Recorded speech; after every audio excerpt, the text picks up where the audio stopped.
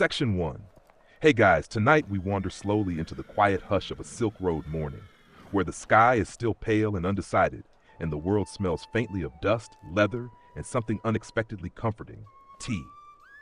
You're standing at the edge of a caravan camp, watching merchants move like sleepy shadows, tying knots, checking bundles, whispering prices before the sun fully wakes up. Somewhere nearby, a camel grumbles in a tone that suggests it did not sign up for this level of responsibility. And as you stand there, trying to look like you belong, you realize something important. You probably wouldn't survive a single day out here.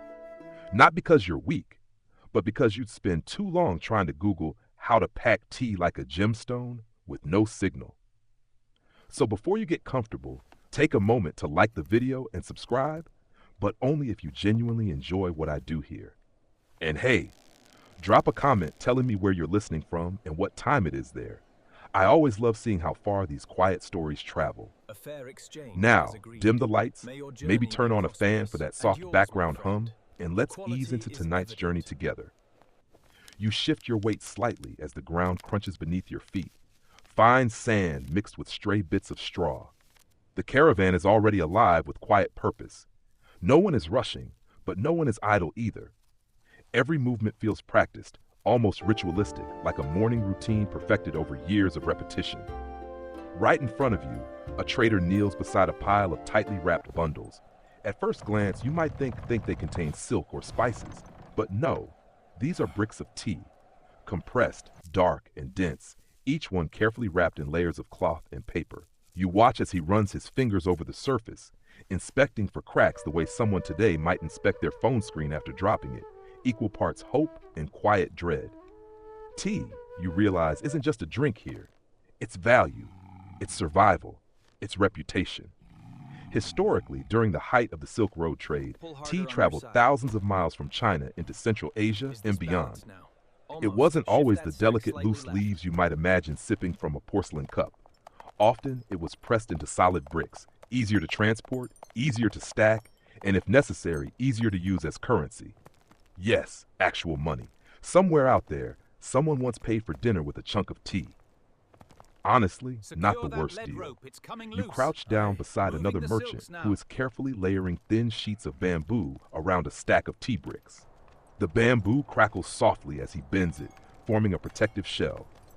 Then comes cloth, tied tightly with cord. Each layer has a purpose: protection against moisture, against dust, against the slow wear of a journey that could last months or even years. And here's something quietly fascinating. Some traders treated tea with the same care as precious stones, not because it sparkled, but because its value depended entirely on its condition upon arrival. A cracked or moldy brick could lose much of its worth. So they packed it not just tightly, but thoughtfully, balancing weight, airflow, and durability in ways that feel surprisingly modern. You watch one trader lift a finished bundle and gently shake it near his ear. For a moment, it almost feels like he's listening for something. Perhaps the faint shift of contents inside, or simply trusting the sound to tell him everything is secure. You briefly consider doing the same with your groceries next time, but you suspect people might stare. The camels begin to gather, tall silhouettes against the growing light. Their long lashes blink slowly, unimpressed by everything. Each animal will carry dozens of these tea bundles, strapped carefully to avoid imbalance.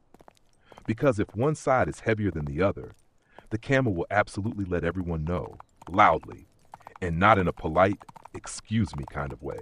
As you walk alongside the caravan, you notice how quiet it all is. No shouting, no chaos.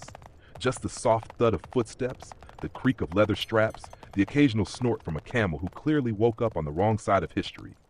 There's a rhythm to it, a calm efficiency. And yet, beneath that calm, there's tension. Because this journey is never guaranteed. Weather can turn, routes can shift, supplies can run low. Historians still debate how traders balanced risk and reward on these long journeys, how much they relied on instinct versus shared knowledge passed down through generations. You glance back at the camp as it slowly fades into the distance. Already, it feels like a memory, the kind that lingers quietly, like the aftertaste of strong tea.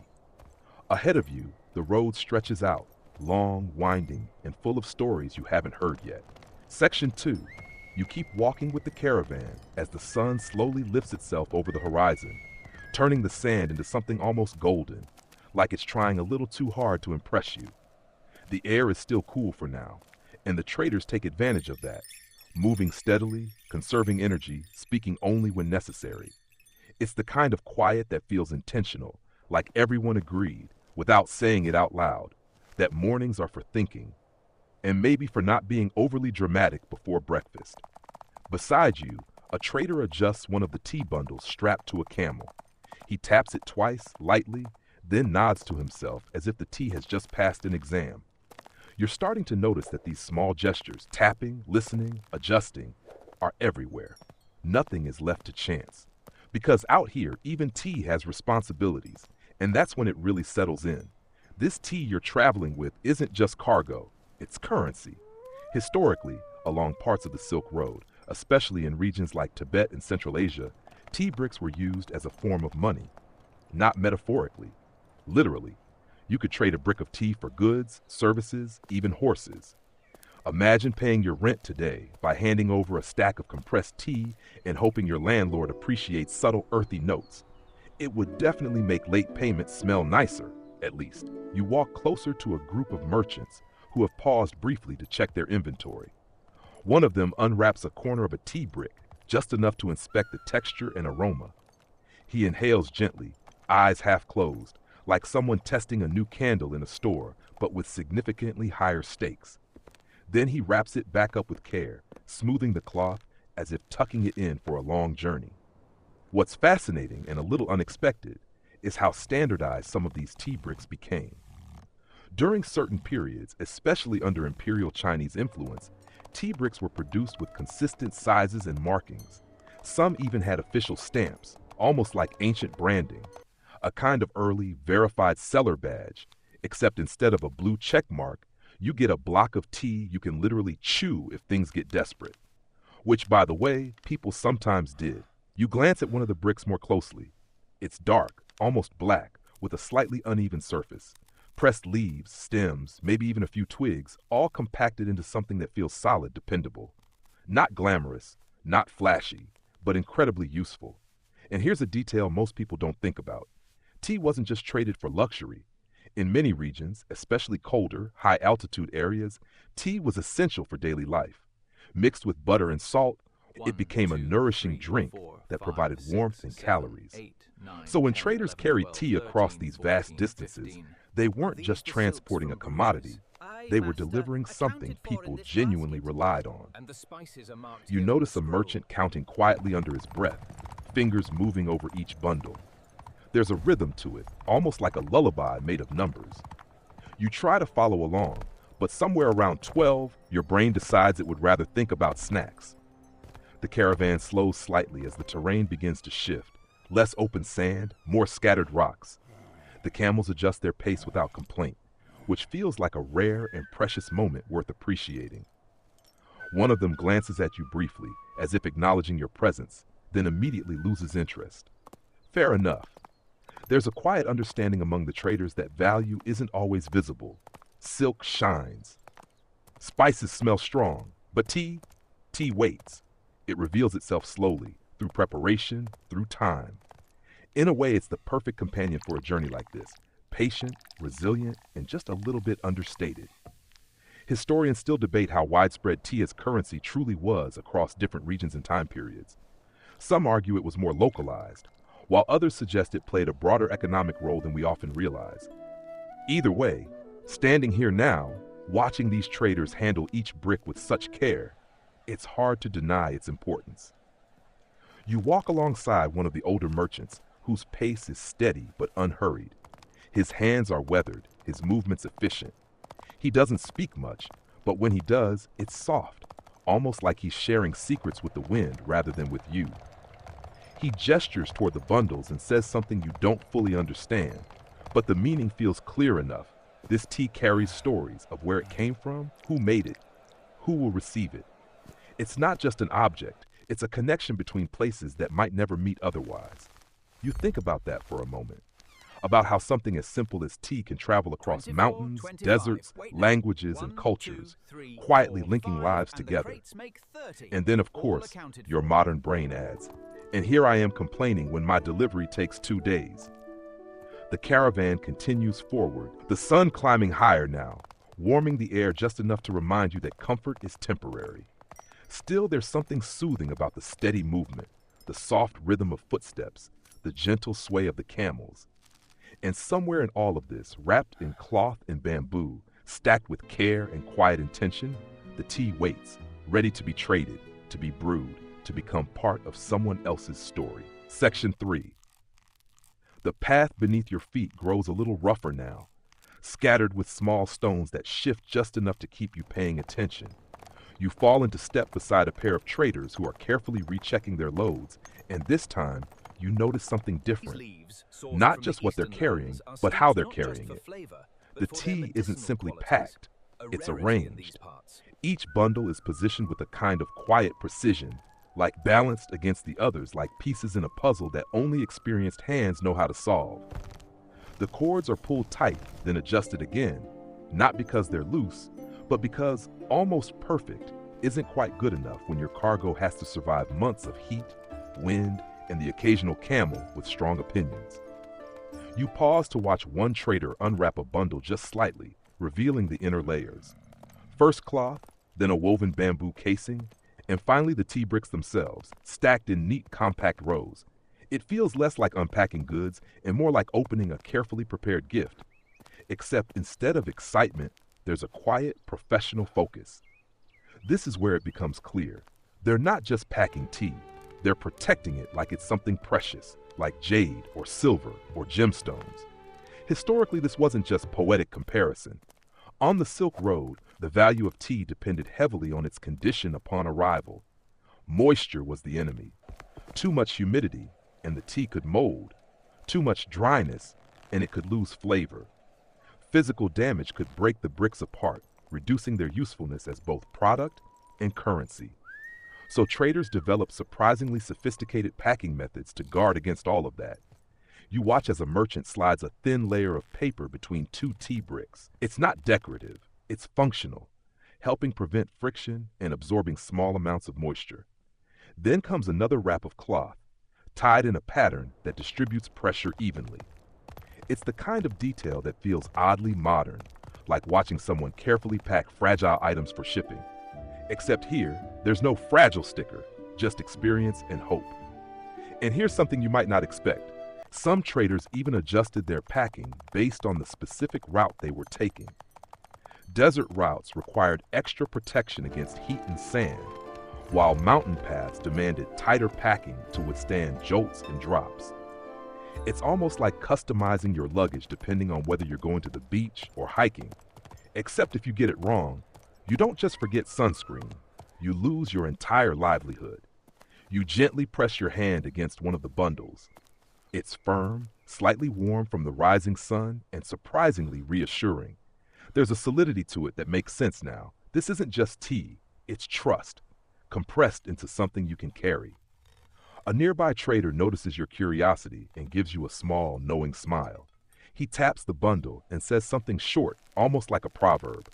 You don't catch the exact words, but the tone suggests something along the lines of, "Take care of it, and it will take care of you," which, honestly, is better advice than most product manuals today. The caravan pauses briefly as one of the camels kneels, clearly deciding that it's time for a break, whether anyone agrees or not. The traders move quickly but calmly, adjusting the load, redistributing weight, checking for any signs of strain. You notice how evenly the tea bundles are arranged on either side. Balance is everything.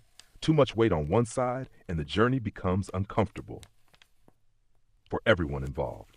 And yes, the camel does look slightly smug about the whole situation. You step back and take in the scene. The soft rustle of cloth, the quiet murmur of voices, the rhythmic tightening of ropes, it all blends into something almost meditative. There's no rush, no panic, just careful, deliberate action. Historians still debate how much of these packing techniques were standardized across different regions versus passed down through individual trading families. Some suggest there were widely accepted methods, while others believe much of this knowledge was closely guarded, shared only within trusted circles. Either way, what you're seeing now feels There like the is result more of gold in generations of here quiet than meets refinement. the eye, my friend. You notice a small detail that most people would probably miss. Tiny wooden spacers placed between bundles on one camel's back. They're barely visible, but they create just enough separation to allow airflow. It's such a simple idea, and yet it speaks to a deep understanding of how to protect something delicate in a harsh environment. You can't help but compare it to modern packaging, bubble wrap, foam inserts, temperature-controlled shipping, all designed to do the same thing, keep something valuable safe on a long journey. The difference is, here, everything is done by hand, guided by experience rather than instruction manuals, and somehow it feels more personal. The traders finish their adjustments, and the caravan begins to move again.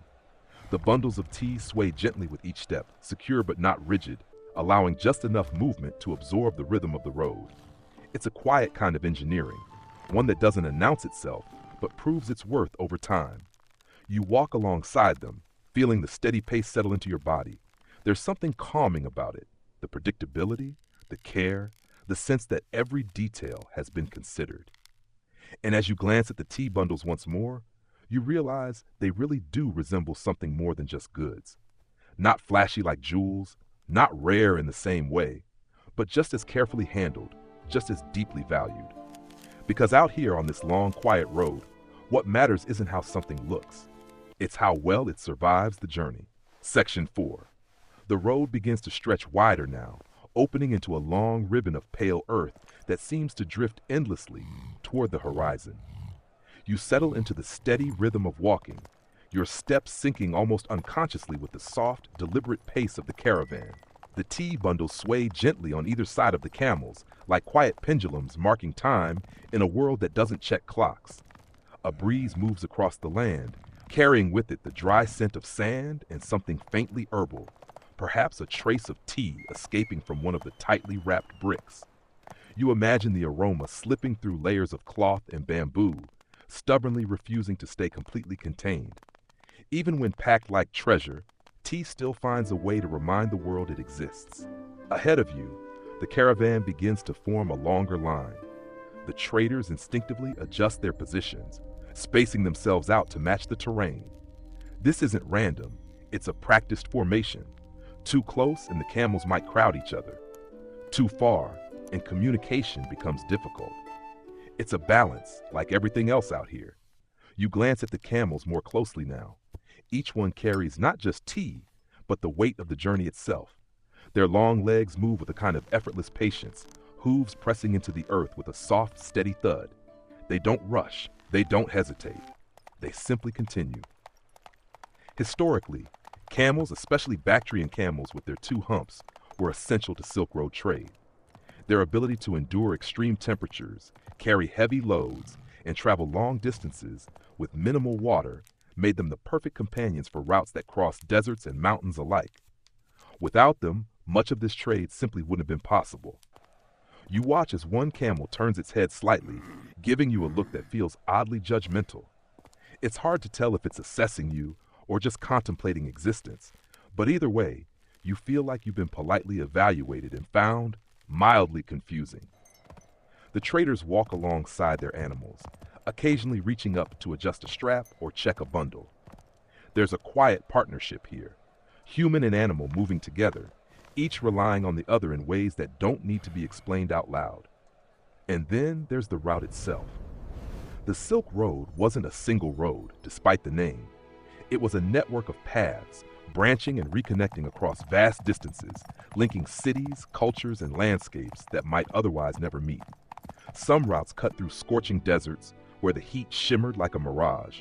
Others climbed into high mountain passes, where the air thinned and every step felt just a little heavier. You begin to notice subtle changes in the terrain, the way the ground slopes gently upward, the scattered rocks becoming more frequent, the distant outline of hills starting to take shape.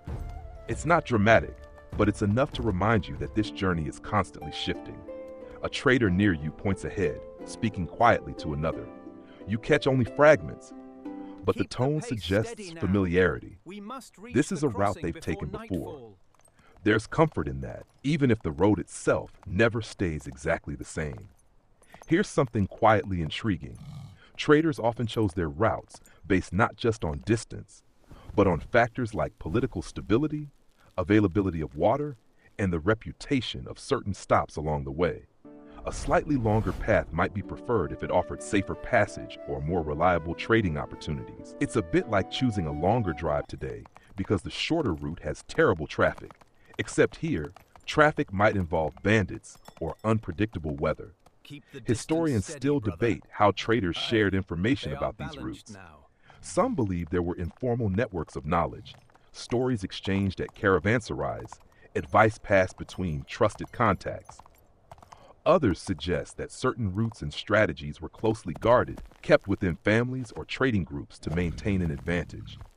Either way, what you're witnessing feels like the result of countless journeys, each one adding a little more understanding to the path ahead.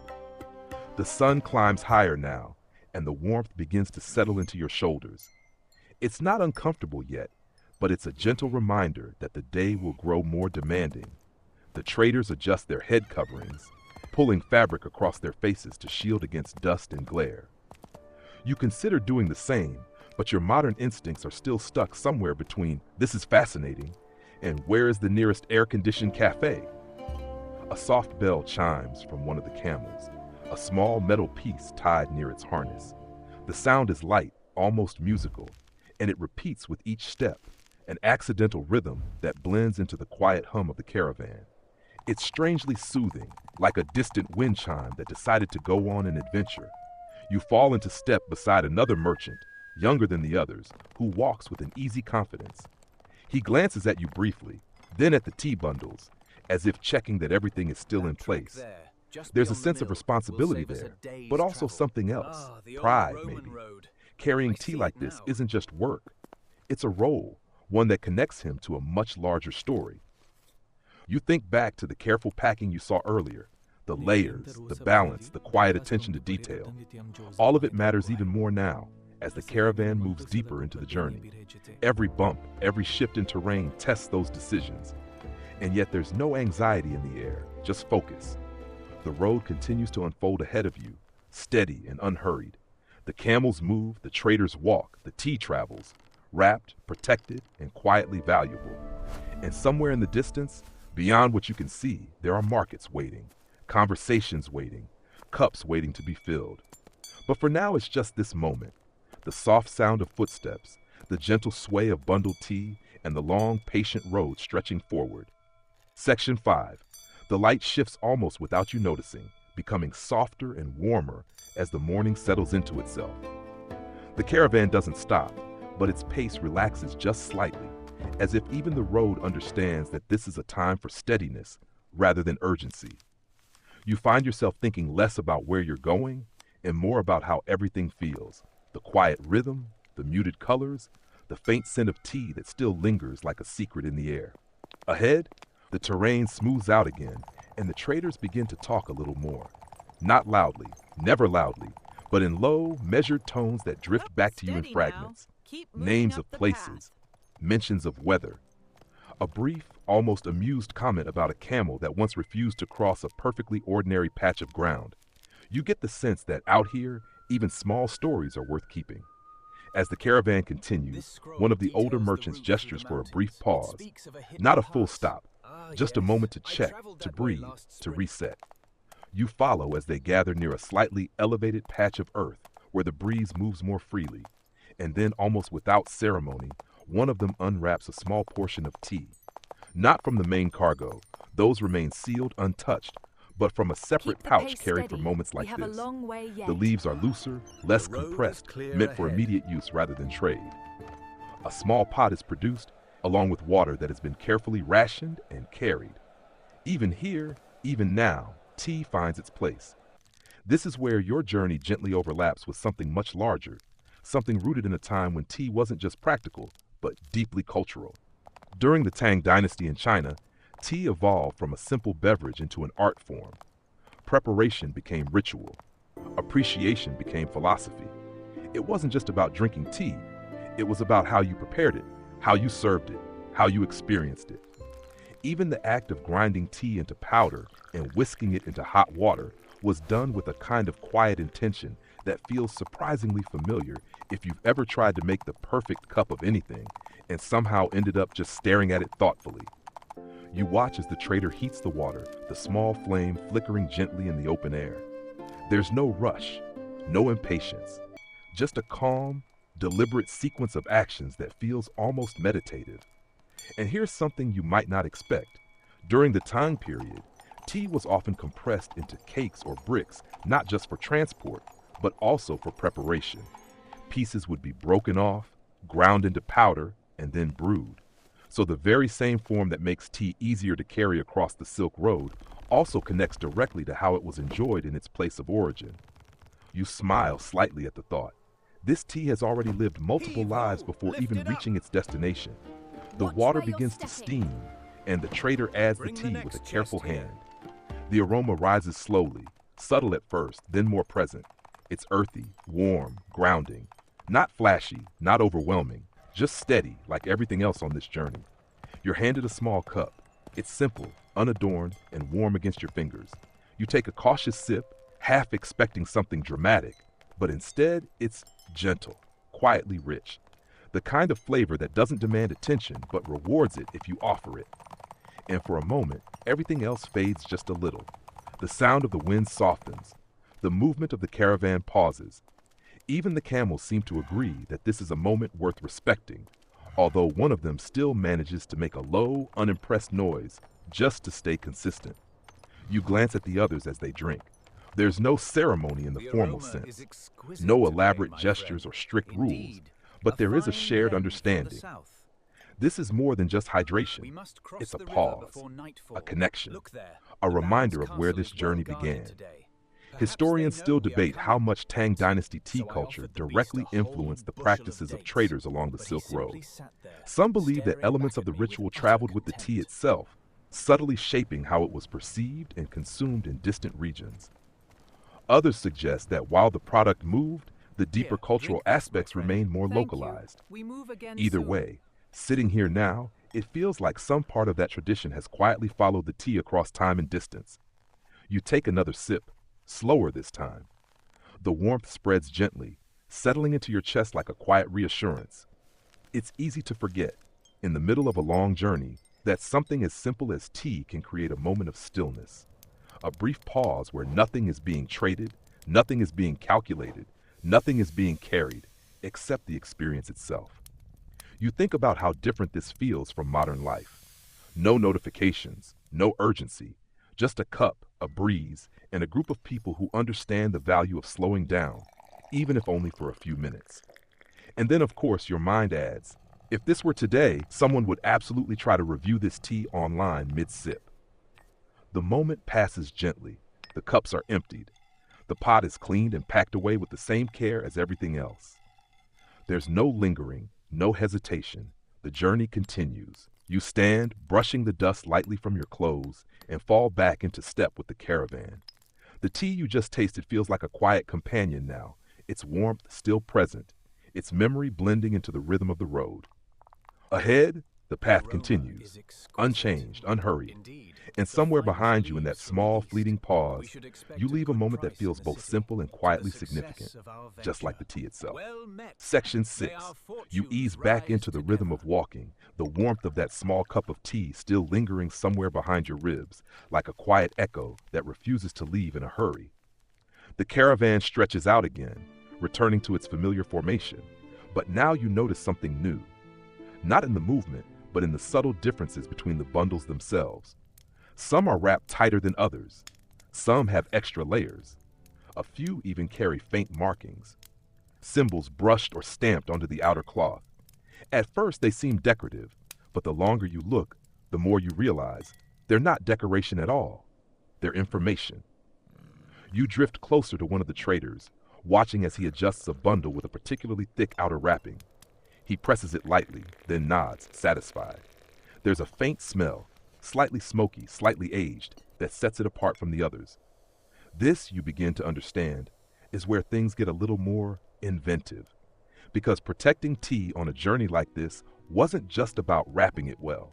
It was also about preserving it in ways that might seem at first a little unusual. Historically, different regions developed their own methods to keep tea from spoiling during long transport. Some relied on tight compression alone, reducing exposure to air. Others experimented with natural materials, bamboo, paper, cloth treated with oils or resins to create barriers against moisture. And in certain cases, tea was intentionally aged, allowing it to develop deeper flavors over time, which also made it more resilient to the journey. You notice one trader carefully placing a bundle near the outer edge of a camel's load, but not too exposed. It's positioned to catch just enough airflow without being directly hit by sun or sand.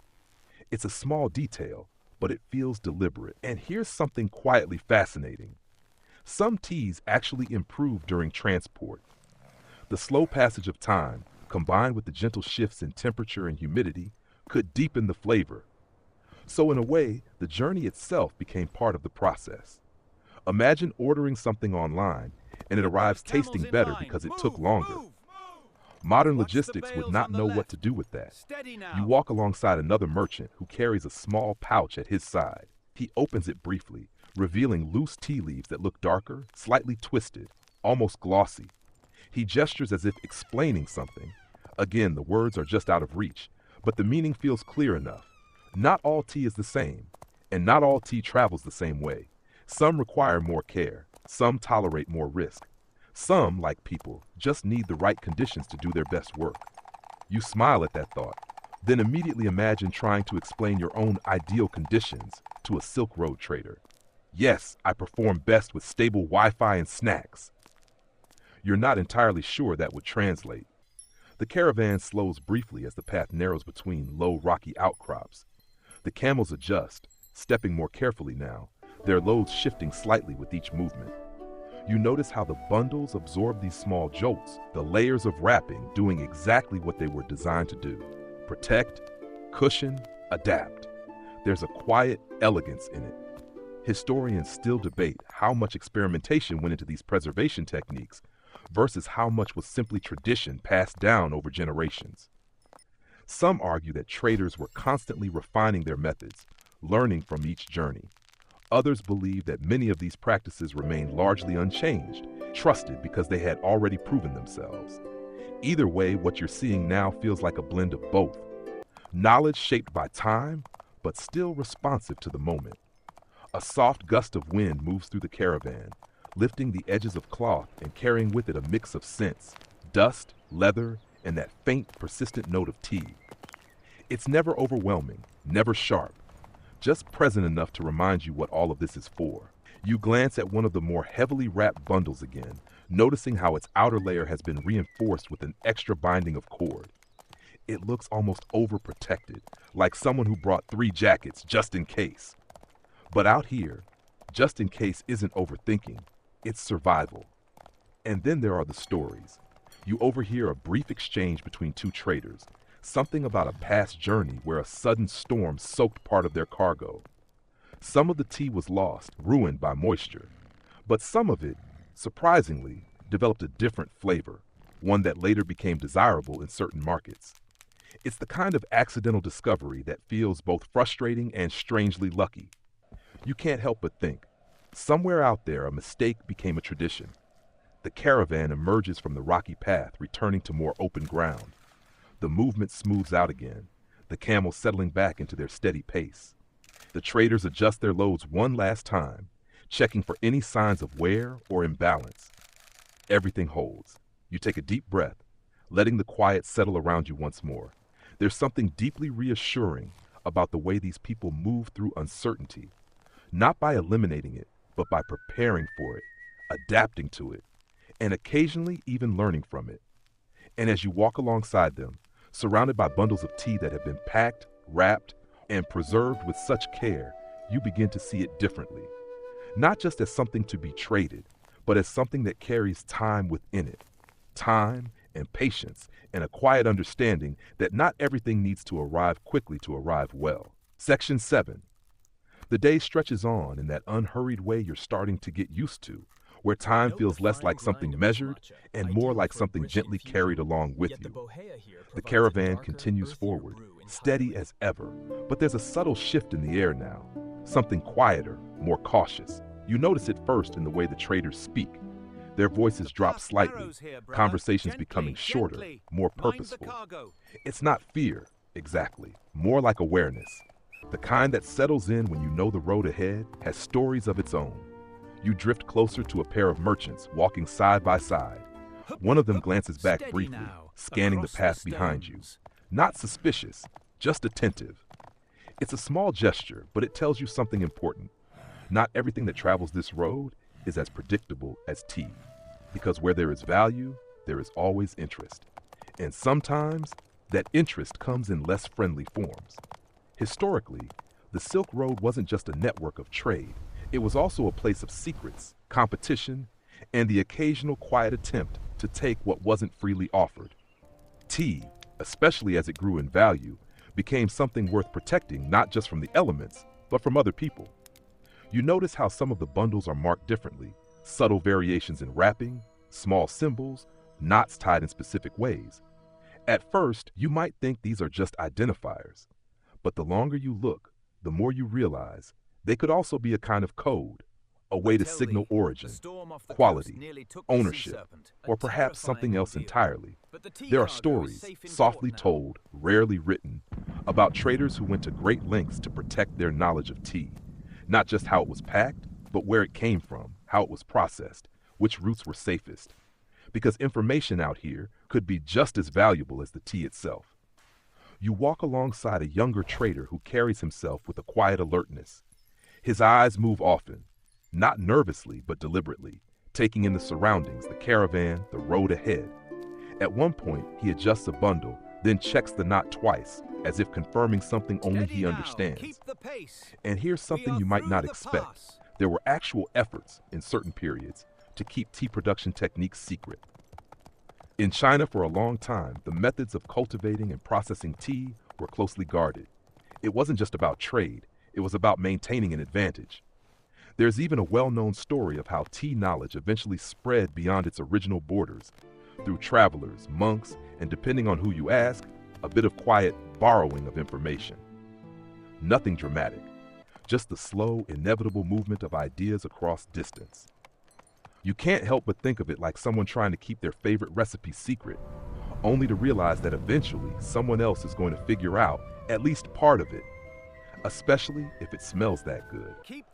The caravan continues, but now you notice how the traders subtly adjust their formation. It's not obvious, nothing here ever is, but there's a slight tightening, a closer spacing. The bundles remain secure, the camels steady, but there's a sense of quiet coordination. You glance back again, half expecting to see something dramatic on the horizon. But there's nothing, just the long, empty road stretching behind you, as calm as ever. Still, the awareness remains. Historians still debate how common theft or interception actually was along different parts of the Silk Road. Some suggest that certain regions were relatively safe, protected by local authorities or well-established trade agreements. Others point to periods of instability where caravans had to be especially cautious. The truth, as usual, probably lies somewhere in between. You overhear a brief exchange between two older merchants, something about a past journey where a rival trader attempted to pass off inferior tea using similar markings. The story is told with a hint of amusement now, but you can sense that at the time, it wasn't quite so lighthearted. Reputation out here is everything. If your tea arrives in poor condition, or if it's discovered to be of lower quality than promised, word travels. Slowly, perhaps, but surely. And once that trust is lost, it's not easily regained. You look again at the bundles, at the careful wrapping, the precise knots, the subtle markings. Each one represents not just a product, but a promise. And promises like tea have to be handled with care. A camel lets out a low, drawn-out sound that feels like commentary on the entire situation. You glance over, and it stares back at you with the same calm indifference as before. If it knows anything about trade secrets, it's definitely not sharing. The sun begins its slow descent, the light softening once more. Shadows stretch longer across the ground, and the air cools just enough to feel noticeable. The caravan doesn't stop, but there's a gentle shift in pace, preparing, perhaps, for the evening to come. You walk on, the quiet awareness still present but no longer heavy. Just part of the journey now, like everything else. And as you move forward, surrounded by bundles of tea packed like precious stones, you begin to understand something subtle but important. It's not just the tea that's being protected. It's the knowledge, the trust, the quiet agreements that keep this long, winding road alive. Section 8. The light continues to soften, turning everything a shade gentler, as if the world itself is preparing to lower its voice. You feel the caravan begin to ease, not stopping yet, but gradually unwinding from the steady push of the day. The camels slow first, their steps becoming more deliberate, their shadows stretching long across the ground like quiet companions that have finally caught up. Ahead, you notice a shift in the landscape. A cluster of low greenery appears where moments ago there was only dust and stone. It's subtle at first, just a hint of life, but as you draw closer, it becomes unmistakable. An oasis, not the dramatic kind you might imagine from paintings or movies, with exaggerated palm trees and sparkling pools that look suspiciously staged. No, this is quieter, real. A patch of green held gently in the arms of an otherwise dry world.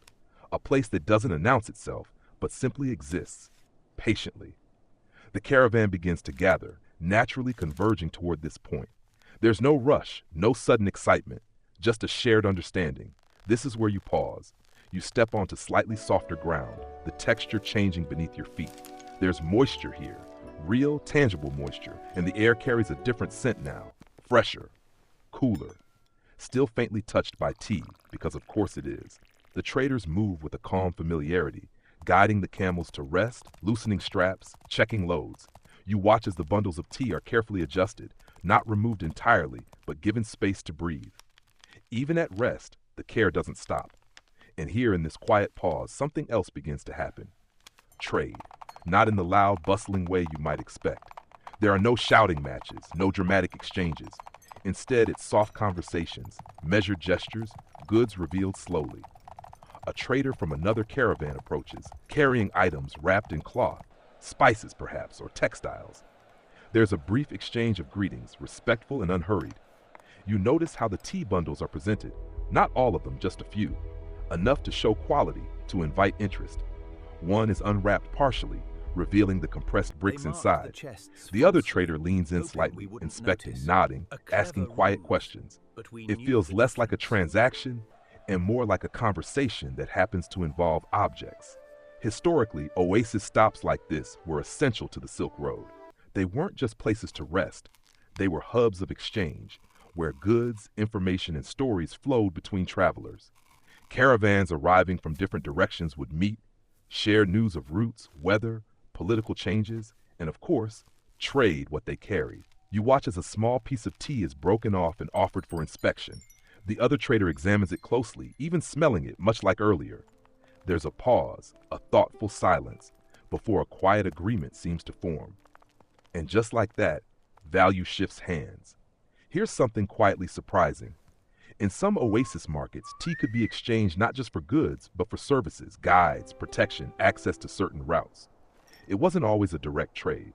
Sometimes, it was part of a larger, more subtle negotiation, a kind of quiet economy built on trust and familiarity. You wander a little further, noticing other small exchanges taking place. A piece of fabric for a handful of dried fruit, a tool for a bundle of herbs. Nothing flashy, just practical, necessary, and deeply human. And then there are the stories. You overhear fragments, mentions of distant cities, of a route that's become more difficult, of a place where the tea fetched a higher price than expected. The details are light, almost casual, but you can feel the importance beneath them. Information, like tea, travels carefully. Historians still debate how structured these oasis exchanges were. Some suggest they operated like informal markets, guided by shared customs rather than strict rules. Others believe certain oasis towns developed more organized systems over time, especially as trade increased. Either way, what you're seeing now feels organic, shaped by need, trust, and repetition. You sit for a moment near the edge of the water, watching the reflections ripple gently. The camels rest nearby, some kneeling, others standing quietly, as if enjoying the pause as much as you are. One of them glances over again, maintaining its ongoing role as your silent, slightly judgmental companion.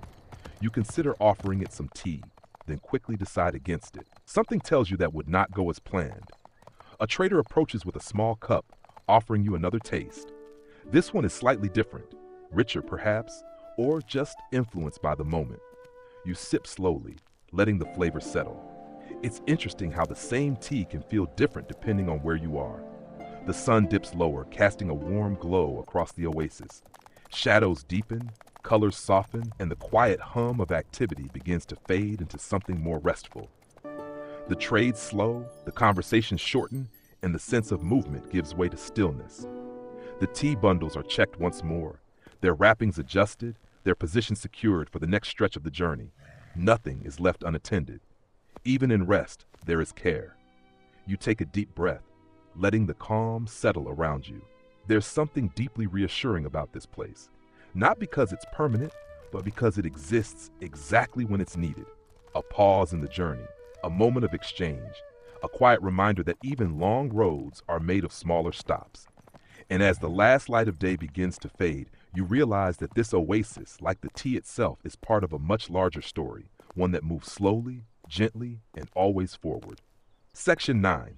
The evening settles in almost without announcement, like a soft blanket being pulled gently over the day. The oasis grows quieter now, the earlier exchanges fading into memory, replaced by the slower rhythm of rest. You notice how the traders move differently, less focused on tasks, more at ease, as if the road has loosened its grip on them, at least for a little while. A small fire is lit nearby, its glow steady and warm, not too bright, just enough to gather around. The light flickers across faces, across bundles, across the calm surface of the water. You find a place to sit, the ground still holding a bit of the day's warmth. And then almost naturally, tea appears again, not as cargo, not as currency, but as something else entirely. You watch as a different kind of preparation begins, slower, more intentional. The trader handling it moves with a quiet familiarity, as if this moment belongs to him in a different way than the journey does.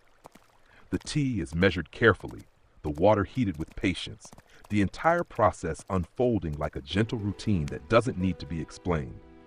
This feels different from the earlier pause. This feels inward. You notice a few others gathering, sitting quietly, their attention soft but present. There's no formal arrangement, no strict ceremony, but there is a shared understanding that this moment matters. And this is where your journey brushes against something deeper. Because tea, beyond trade and transport, has long been connected to stillness, to reflection, to practices that go beyond the physical. In various parts of Asia, particularly within Buddhist traditions, tea was used as a companion to meditation, a way to remain alert, grounded, and present. You watch as one of the men, dressed more simply than the others, sits slightly apart. His movements are slower, more deliberate. There's a calmness about him that feels different. Not better, not more important, just quieter. He receives a cup, holds it for a moment, then drinks. Nothing dramatic happens, no sudden insight, no visible change. And yet the space around him feels subtly altered, as if the act itself carries a kind of quiet weight. Here's something gently intriguing. Monks traveling along or near the Silk Road often carry tea with them, not just for sustenance, but as part of their daily rhythm. It helped them stay awake during long periods of meditation and study. Over time, this connection between tea and mindfulness became more pronounced, influencing how tea was perceived and used. You take your own cup again, holding it a little longer this time before drinking. The warmth feels familiar now, almost expected. You notice how your breathing slows slightly, how the sounds around you soften, not because they've disappeared, but because you're paying attention differently.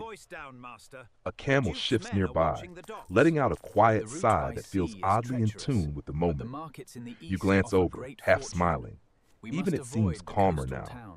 Or maybe you're just imagining that everything is part of the same gentle rhythm. The fire crackles softly, sending small sparks into the darkening air. The traders speak in low tones, their conversations blending into a kind of background hum. No one is in a hurry to fill the silence. And then, for a moment, there is silence. Not empty, just still. You sit with it, the cup warm in your hands, the taste of tea lingering lightly. It's not about the flavor anymore, it's about the pause. Historians still debate how directly Buddhist tea practices influence the broader cultures along the Silk Road. Some suggest that while the spiritual aspects remained mostly within monastic communities, the general appreciation for tea's calming qualities spread more widely. Others believe the influence was more subtle, woven into daily habits rather than formal rituals. Either way, sitting here now, it's easy to feel that connection, quiet, steady, and unspoken. You think about how different this is from the way you usually experience things, how often you move from one moment to the next without really stopping. And here on this long road, surrounded by people who have every reason to keep going, there is space for stillness. It's not forced. It's not scheduled. It just happens. You take another sip, slower now, letting the warmth settle again. The tea has cooled slightly, but it's no less comforting. If anything, it feels more familiar, less like something you're discovering, more like something you've always known. The fire burns lower, the light dimming, the shadows deepening. One by one, the traders begin to settle, some lying back, others remaining seated, eyes half closed. The tea is finished, the cup set aside, but the feeling remains, a quiet clarity, a gentle awareness, a sense that not everything needs to be filled. You lean back slightly, looking up at the sky as the first stars begin to appear, small, distant, and steady. And in this calm, unhurried moment, with the journey paused and the tea resting quietly within you, it becomes clear this isn't just about trade or travel. It's about the spaces in between. Section 10. The night deepens slowly, like ink spreading across the sky, and the oasis becomes something softer, more intimate. The fire has settled into a gentle glow, no longer bright, just enough to hold the edges of the darkness at bay. You can hear the quiet sounds of rest all around you, the shifting of fabric, the occasional soft murmur, the distant, thoughtful sigh of a camel who seems to have a lot on its mind. You lie back slightly, your body adjusting to the ground, and let your gaze drift upward. The sky here feels impossibly wide, scattered with stars that seem clearer than anything you've seen before. No city lights, no distractions, just a quiet, endless stretch of night. And then, as if the darkness itself invites it, the stories begin. Not loudly, not dramatically, just gently. One of the older traders speaks first, his voice low and steady, carrying just far enough to reach those nearby. You don't catch every word, but you follow the rhythm, the rise and fall of the story. It's about a journey, another one from another time. A caravan caught in an unexpected storm, forced to rely on memory and instinct to find their way back. There's no urgency in the telling, no dramatic pauses or exaggerated tones, just a calm unfolding of events, like someone remembering rather than performing. You notice how the others listen, not interrupting, not reacting too strongly, just present. Occasionally, someone adds a detail, a small correction, or a quiet agreement. The story becomes shared, shaped by multiple voices but held together by a single thread. And this, you realize, is another kind of exchange. Not goods, not tea, but experience. Historically, the Silk Road wasn't just a network for trade. It was a pathway for stories, ideas, and knowledge. Travelers carried more than what was visible. They brought news of distant lands, descriptions of unfamiliar customs, and accounts of journeys that others had never seen. You hear another story begin, this one lighter, almost amused. Something about a trader who once tried to pack his tea too tightly, only to find that the bricks became so dense they were nearly impossible to break apart later. There's a soft ripple of laughter, the kind that doesn't disturb the quiet, but adds to it. You can't help but smile, imagining someone struggling with a block of tea like it's an overly ambitious DIY project. Somewhere, someone probably thought, yes, this is perfect, and then immediately regretted everything. The fire flickers slightly as a small piece of wood shifts, sending a brief wave of warmth across your face. The air is cooler now, but not cold, just enough to make the closeness of the group feel comforting.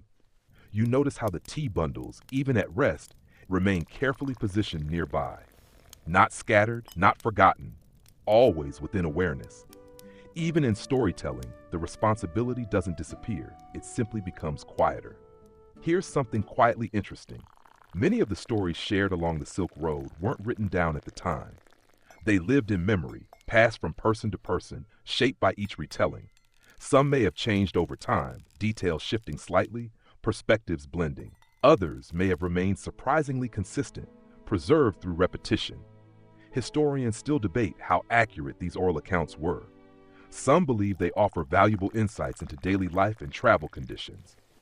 Others caution that memory can be unreliable, influenced by time and personal experience. But perhaps accuracy isn't always the point. Sometimes the value lies in the sharing itself. You turn your head slightly, watching the faces around the fire. The expressions are calm, reflective. No one is trying to impress. No one is rushing to speak. The stories come when they come, and they end when they end. Another trader begins to speak, this time about a distant city, one known for its markets where tea was traded alongside silk, spices, and things you've never heard of. He describes the sounds, the colors, the way the air felt different. You find yourself picturing it, even though you've never been there. It's strange how easily your mind follows. A camel lets out a soft, almost sleepy sound, as if contributing its own version of a story.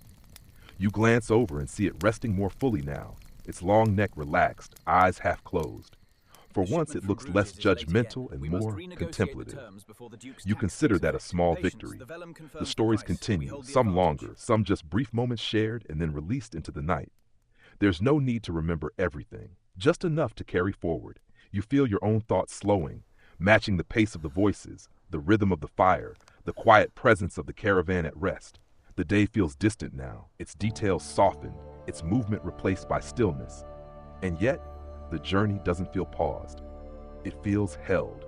Like everything that has happened, every step, every bundle of tea, every careful knot and quiet exchange is resting here together in this moment. You take a slow breath, the air cool and calm, and let it settle. The stories fade gradually, not ending so much as dissolving into the quiet. The fire dims further, the last embers glowing softly. Around you, the caravan sleeps. And somewhere within that stillness, the tea rests too, packed, protected, waiting patiently for the road to begin again. Section 11. The night passes in that quiet, unmeasured way, and before you fully realize it, the sky begins to lighten again, just slightly at first, a pale shift at the edge of the world. You wake slowly, not to noise, but to the gentle return of movement. A soft rustle here, a low murmur there, the faint sound of fabric being adjusted and straps being checked. The oasis, so still and reflective just hours ago, begins to release the caravan back into the journey. You sit up, brushing a bit of dust from your sleeve, and take a moment to notice how everything resumes. Not abruptly, but naturally, like a continuation rather than a restart. The tea bundles are already being inspected, their wrapping smooth, their positions adjusted with the same quiet care as before. Nothing has been forgotten. The camels rise one by one, stretching their long legs, shaking off the stillness of the night. One of them lets out a sound that feels like a reluctant acknowledgement of the day ahead. You nod in quiet agreement. Mornings are difficult, even on ancient trade routes. As the caravan prepares to move again, you notice a subtle difference in the air. Not just the coolness of early morning, but something else. A shift in direction, perhaps.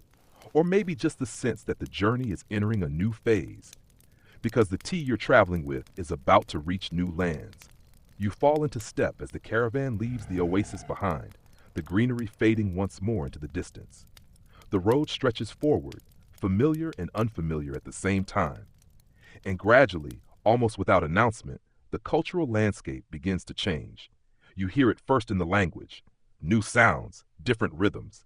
The traders exchange greetings with others they pass, and the words feel distinct, shaped by a different place. You see it in the clothing, too. Variations in fabric, in color, in the way garments are wrapped and worn.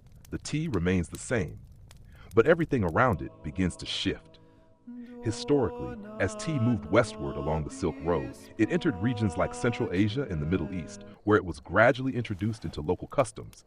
At first, it may have been unfamiliar, even curious, but over time, it found its place, adapted, reinterpreted, woven into daily life in ways that reflected the cultures it encountered. You walk alongside a trader who gestures toward a small settlement in the distance. Smoke rises gently from a few low buildings, and there's a sense of quiet activity already underway. As you approach, you notice how the caravan slows slightly. not out of caution, but out of respect. This is a place where tea will be received, and perhaps understood differently. You watch as a few bundles are carefully selected, their wrappings checked once more before being presented. The exchange here feels familiar, yet subtly different from the oasis. There's a formality to it, a structure that suggests established customs. A man approaches, greeting the traders with a calm, measured tone. His attention moves quickly to the tea, his expression thoughtful.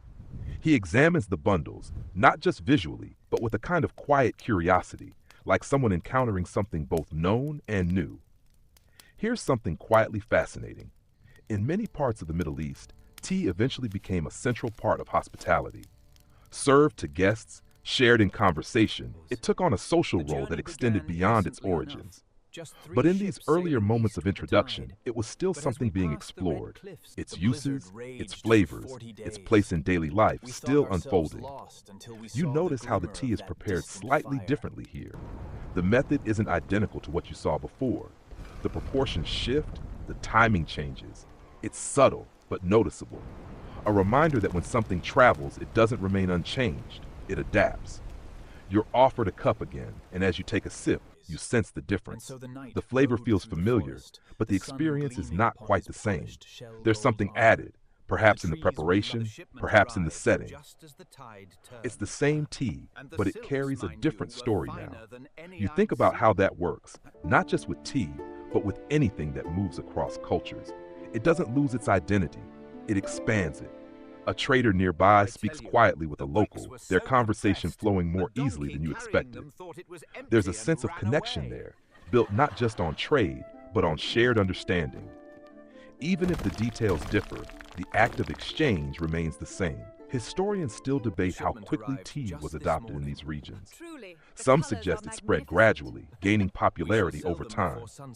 Others believe it found a place more quickly, especially in areas already familiar with similar beverages. Either way, what you're witnessing feels like the beginning of something. Small, quiet, but significant. You walk through the edge of the settlement, noticing the details. The layout of the buildings, the way people move, the rhythm of daily life. It's different from where you started, but not unfamiliar. Just another variation on the same human patterns: work, rest, connection. A camel nudges slightly closer to you, its presence steady and calm. You glance at it, and for once, it doesn't seem to be judging you quite as much.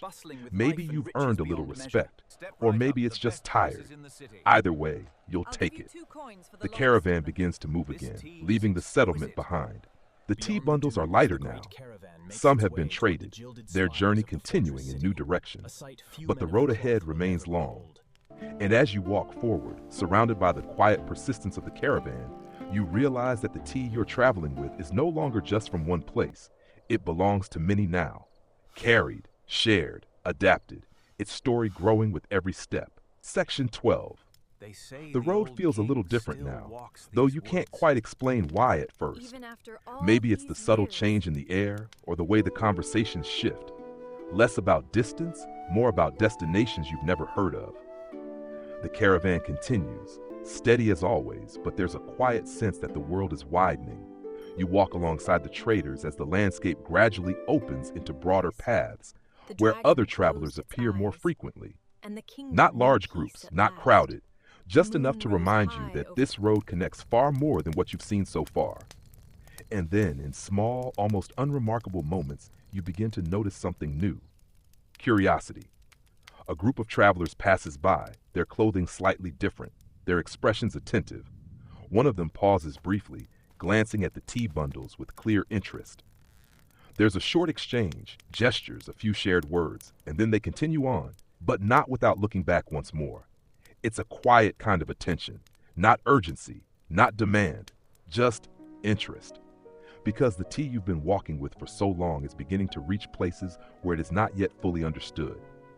Historically, when tea first made its way toward Europe, it wasn't immediately embraced as an everyday drink. At first, it was more of a curiosity, something rare, something exotic, something discussed as much as it was consumed. Early mentions of tea in European writings often described it with a mix of fascination and uncertainty, as people tried to understand what it was and how it should be used. You imagine someone And encountering with that, tea for the the first knight time and rode thinking, off into so, the quiet do we eat night, this or, his quest which, to be finally fair, is a complete. reasonable question. The caravan pauses briefly near a larger trading point. Not quite a city, but more structured than the oasis. There are more people here, more goods, more movement. Still calm, still measured, but with a slightly quicker rhythm. You watch as a small portion of tea is presented to a group of local traders.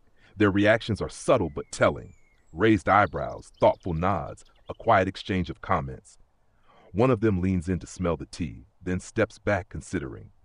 It's not immediate acceptance, it's exploration. Here's something quietly interesting. Early European exposure to tea often came through indirect trade routes, meaning that by the time it arrived, it had already passed through multiple cultures, each adding their own layer of interpretation. So what people encountered wasn't just tea, it was tea shaped by a journey. You think about that as you observe the interaction. The traders explain something, perhaps preparation, perhaps origin. The listeners respond, asking questions, testing ideas. It feels less like selling and more like introducing. And somewhere in that exchange, something begins. Historians still debate exactly how tea gained popularity in Europe. Some point to its association with trade networks and elite circles, while others highlight its gradual integration into daily habits over time. But in moments like this, quiet introductions, small exchanges, you can almost see the beginning of that process. You wander slightly to the side, watching as other goods are traded nearby. Fabrics, tools, small decorative items, each with their own story, their own journey. And among them, the tea sits quietly, not demanding attention, but receiving it anyway. A trader near you chuckles softly, saying something that makes the others smile. You don't catch the words, but the tone suggests a kind of gentle amusement, perhaps about how something so simple can inspire so much curiosity. You nod to yourself. It's true. Sometimes the quietest things travel the farthest. A camel shifts beside you, adjusting its stance with a slow, deliberate movement. You glance up at it, and it meets your gaze briefly, as if acknowledging that yes, this is all very interesting, but also it would prefer a nap. Honestly, same. The caravan begins to move again, leaving the trading point behind. The tea bundles are slightly fewer now, their presence lighter but no less important. Each one that remains carries the same careful wrapping, the same quiet promise, and each one that has been traded carries that promise forward into places you may never see. You walk on, the road stretching ahead, the rhythm returning once more. There's something comforting about it now, something familiar. The steady pace, the soft sounds, the gentle sway of the journey. You think about the people who will eventually receive this tea, how they'll prepare it, how they'll taste it, how they'll begin to make it their own. And you realize that this journey isn't just about moving something from one place to another. It's about what happens when it arrives, the way it's understood, the way it's adapted, the way it quietly becomes part of something new.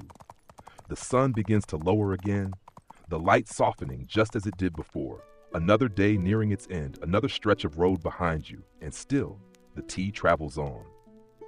Section 13.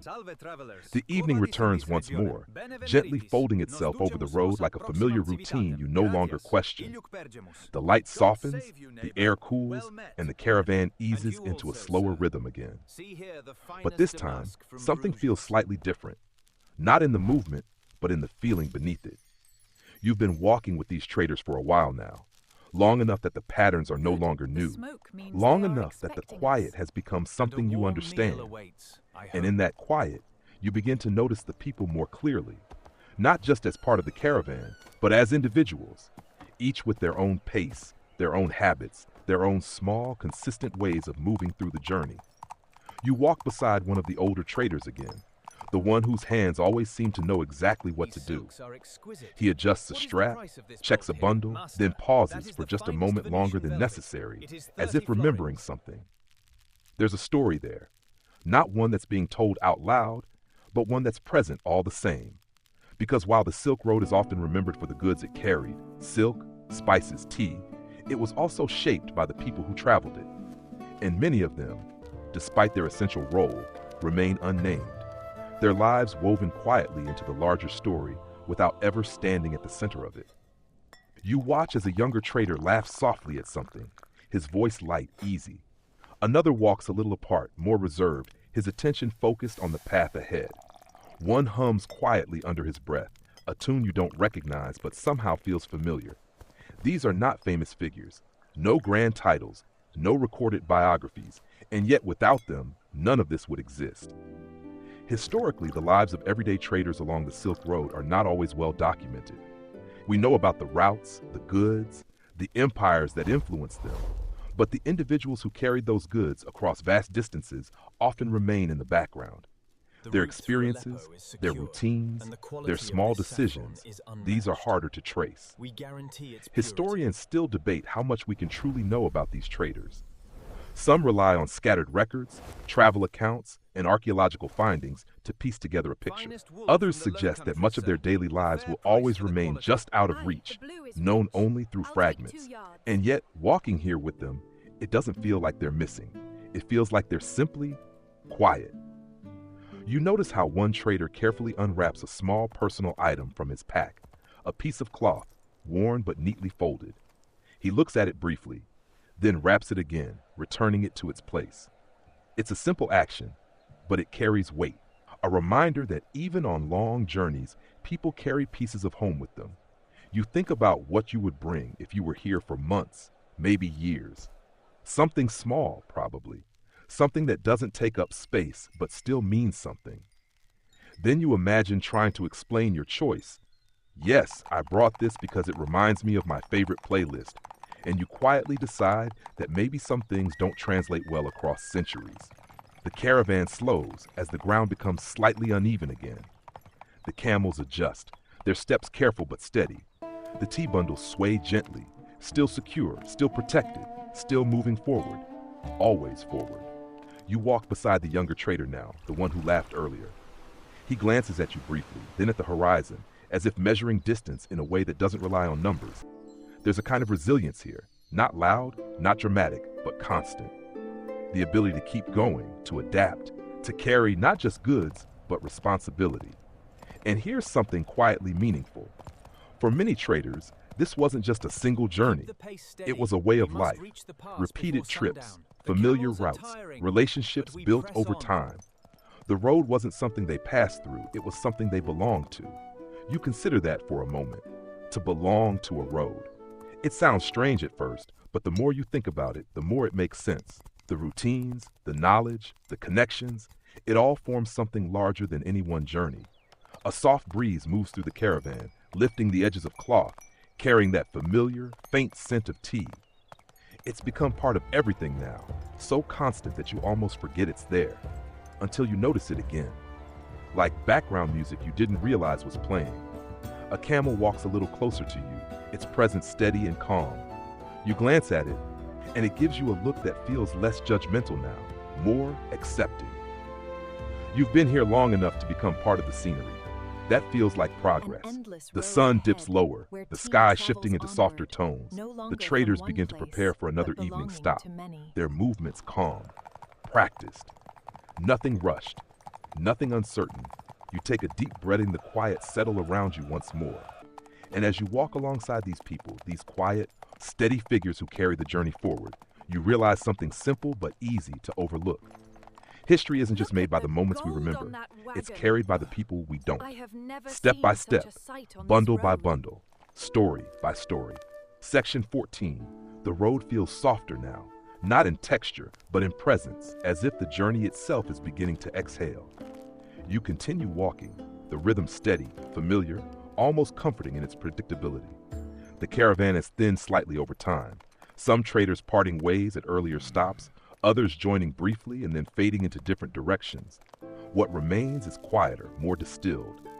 You notice how the tea bundles are fewer now, but somehow feel more significant. Each one carries not just weight but distance, miles already traveled, hands already passed through, stories already absorbed. And yet, as the sun begins its slow descent once more, there's a subtle shift in the air, change. Not sudden, not dramatic, just inevitable. You walk beside one of the traders as he adjusts a bundle. his movements as precise as ever. But there's something reflective in the way he pauses afterward, his hand resting briefly on the cloth, as if acknowledging the journey it has made. Because while this road feels endless, it isn't unchanged. Historically, the Silk Road did not remain constant forever. Over time, new routes emerged, political landscapes shifted, and technological advancements began to reshape how goods moved across distances. Maritime trade routes, ships carrying cargo across seas, gradually became more prominent, offering alternatives that were sometimes faster, sometimes safer. You imagine the moment someone first suggested, "What if we put all of this on a boat instead?" And how that must have sounded both brilliant and slightly suspicious. The traders around you don't speak of it directly, but you can sense an awareness, a quiet understanding that the world is evolving, even if this particular stretch of road still feels timeless. You pass through another small settlement, less active than the previous one. A few exchanges take place, but not many. The tea that remains is handled with the same care, the same attention. But there's a sense that its journey is nearing a kind of completion. Not an end, but a transition. Here's something quietly significant. As maritime trade expanded, especially during the later centuries, the role of overland routes like the Silk Road began to decline in certain regions. Not disappear entirely, but shift in importance. The movement of goods changed, adapting to new possibilities. Historians still debate how gradual this transition was. Some suggest it happened slowly, over generations, with overlapping systems of trade. Others point to more distinct periods of change, influenced by political and economic factors. But standing here now, it feels less like a sudden shift and more like a gentle turning of the page.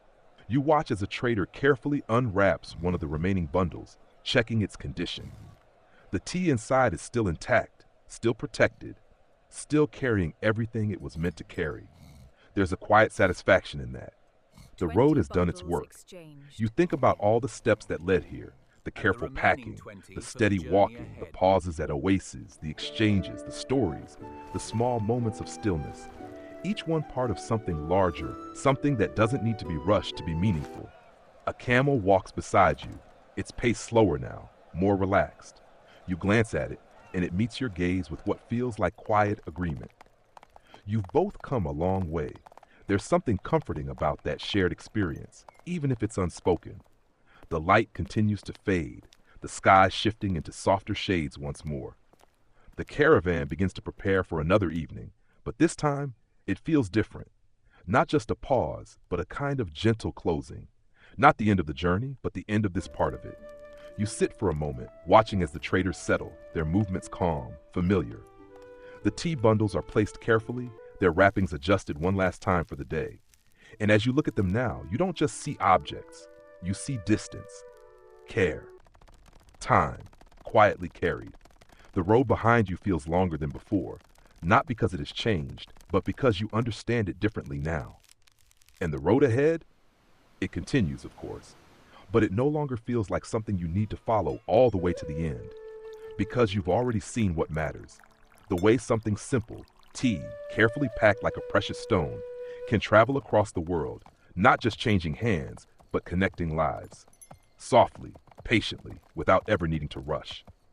The evening settles in again, the air cooling, the sound softening, and the journey, as always, continues, just a little more quietly now. Section 15. The night arrives once more, but this time it feels different.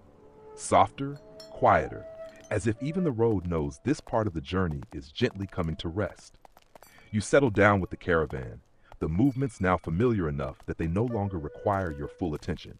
Everything happens as it should, bundles checked, straps loosened, small routines completed with the same quiet care you've seen from the very beginning. Only now, it all feels lighter. The tea bundles that remain are fewer, but somehow more complete. They've traveled far, held together through dust, wind, heat, and time. Each one still wrapped with intention, still carrying that quiet promise from the very first morning you stood watching them being packed. You sit near the edge of the camp, the ground cool beneath you, and let your gaze drift across the scene. The traders move in slow, familiar patterns. The camels rest, their silhouettes calm against the dimming light. The air carries that same faint scent of tea, steady, grounding, unchanged. And yet, everything has changed. You think back to the beginning, to the careful hands wrapping those first bricks of tea like something precious. The layers of cloth, the bamboo, the quiet attention to detail. It seemed almost excessive at the time. Now it feels exactly right, because the journey has shown you what those layers were really protecting. Not just the tea, but the time it took to grow it, the knowledge used to prepare it, the trust placed in those who carried it forward. You notice one of the traders sitting nearby, his posture relaxed, his hands resting quietly in his lap. He looks at the remaining bundles for a moment, then away as if acknowledging that their story will continue beyond this point, just not with him. There's no sadness in it, just understanding. Historically, the end of a trade journey didn't always mean the end of the tea story. Once delivered, it would be unpacked, shared, adapted, becoming part of new routines, new cultures, new lives. The road might end for the trader, but not for what he carried. Historians still debate how much of the Silk Road's influence can be seen in the modern world. Some point to the exchange of goods and technologies, others to the blending of cultures and ideas. But sitting here now, it feels less like something that ended and more like something that simply changed form. You lie back slightly, your body relaxing into the ground, your thoughts slowing in the same gentle rhythm you followed for so long. The sky above is clear again, the stars steady and distant, just as they were on that first night. Only now they feel familiar. A camel shifts nearby, letting out a soft, sleepy sound. You glance over, and it barely acknowledges you this time. No judgment, no curiosity, just quiet presence. You take that as a sign that you fully blended into the background. An honorary member of the caravan, perhaps. You smile faintly at the thought, then let it drift away. The fire nearby burns low, its glow soft and steady. The traders' voices are quieter now, fewer words, longer pauses. The journey has settled into something that doesn't need to be spoken anymore. You think about everything you've seen, the early morning preparations, the careful packing, the long, steady walk, the pauses at oases, the quiet exchanges, the stories shared under the night sky. Each moment simple on its own, but together, something much larger. You take a slow breath, the cool air filling your lungs, then leaving just as gently. There's no urgency now, no need to move forward. Just this moment held softly in place. And as you rest there, surrounded by the quiet presence of the caravan, you realize that the journey hasn't just been about following the tea. It's been about understanding it. How something so small, so unassuming can carry so much across distance, across time, across lives that may never meet but are still connected in quiet ways. The tea, packed like precious stones, wasn't just protected because of its value. It was valued because of everything it represented. Care, patience, connection. The fire dims further, the last embers glowing faintly before settling into darkness. The sounds around you fade one by one until only the softest traces remain. The wind moving gently across the land, the quiet breathing of those at rest, the distant, steady presence of the road itself. Your thoughts begin to soften, the edges of each idea blurring slightly, like footprints slowly disappearing in the sand. There's nothing left to follow now. No path to trace, no bundles to check, no distance to measure. Just the quiet understanding that everything has already been carried where it needs to go. And you, for a little while, were part of that journey. So now you can rest. Let the road fade into the distance. Let the tea settle into memory. Let the quiet take its place. There's nothing more you need to hold on to. Just the calm, just the stillness, just the gentle rhythm of a story that doesn't need to continue. Because it already has, far beyond this moment. And as the night deepens and the world softens around you, you can let your thoughts drift, slowly, gently, like the caravan itself moving beyond sight. No rush, no effort, just rest. And if you listen closely, you might still hear it, the faint, steady echo of footsteps on a long, quiet road, carrying something small and precious through the world. Softly, patiently, endlessly. Open quote, open quote, open quote. End of script. Sweet dreams. Close quote, close quote, close quote.